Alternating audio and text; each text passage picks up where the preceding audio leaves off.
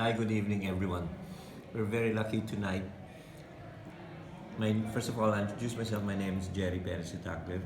I want to say we're very lucky tonight to get to know somebody and his story of how he can make a contribution. We have a friend here in Australia, in Sydney. He was born in Romania. His name is John Campanes. John, take it away. Hello. Well, my story starts with street drugs. I got involved with street drugs probably from the age of about 19. Started with marijuana. It was fun for about 6 months, and then I was trying to work out how to get off it. About maybe 2-3 years into that, I went to see a doctor, a GP, which is just a general practitioner over here in Australia, and then I went to a mental health ward where I voluntarily wanted to get off the drugs. I stayed there for about 3 days, and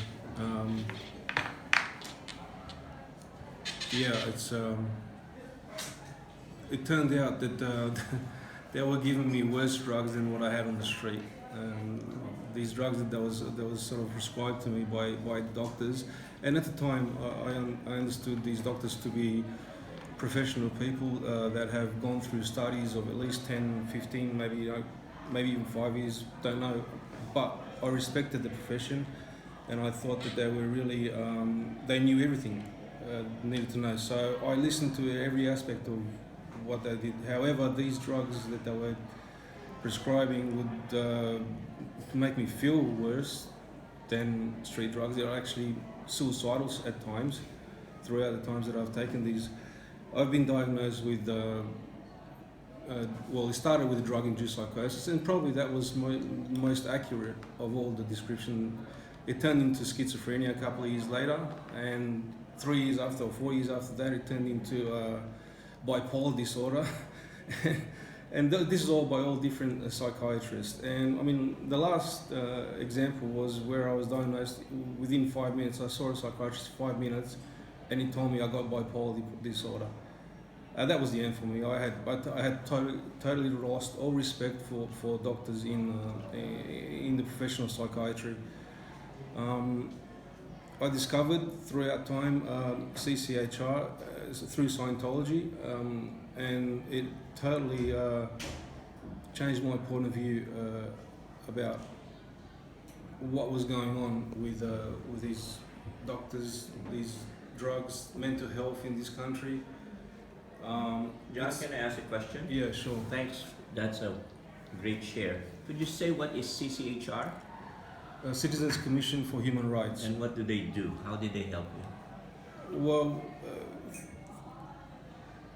they fight for human rights in its very elements, in its very fundamental elements. They basically are an organization that shed the light on psychiatry, mental health, and the way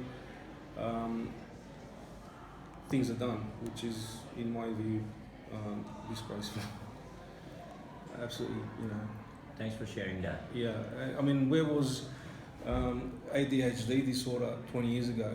Now you're drugging kids at the age of 5. Give me a break. I mean, it takes a kid to be mentally and physically developed up until the age of about 20, and you're actually changing his mind, his body with these drugs. It's just like, seriously, I could get really angry about these practices that happen. Yes. I totally disagree with them. And rightly so, because of what you've experienced personally, and that's a great message that you're sharing.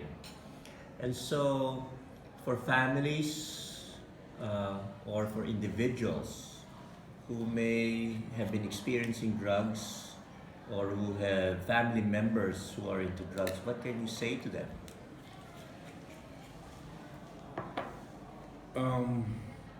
That's a difficult one because it really depends on the circumstance, it depends Yes. on the individual, it depends on the family support network.